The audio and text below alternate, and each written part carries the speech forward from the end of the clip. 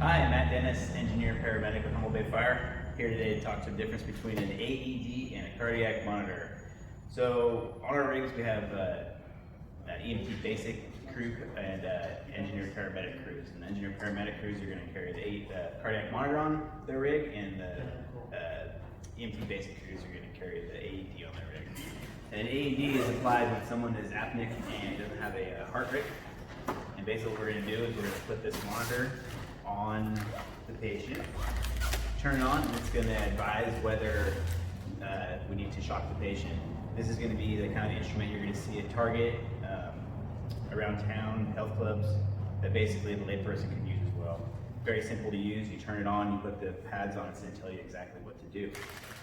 And the difference between this and this is basically that paramedics don't use this. We have this monitor here where we turn it on, we apply electrodes to the patient's chest, and essentially we're going to get a rhythm here which is going to show us how the heart is beating, and it's kind of like reading music. We'll determine what that rhythm is and treat it accordingly.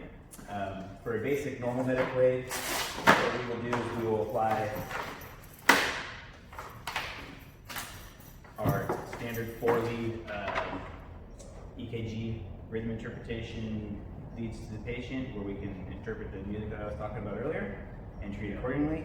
For someone who's unresponsive, someone who is without a pulse, we will apply our AED pads, which are essentially the same things that are on the AED, but we'll defibrillate using our monitor.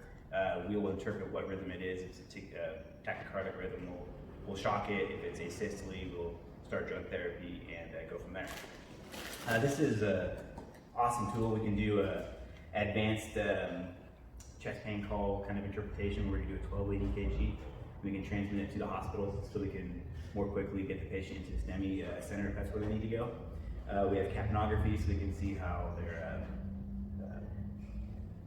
respiratory system is working along with their cardiac system. Yeah, so that's the difference. This takes a lot of training versus this one here, which is kind of automated, allowing for the layperson to use it.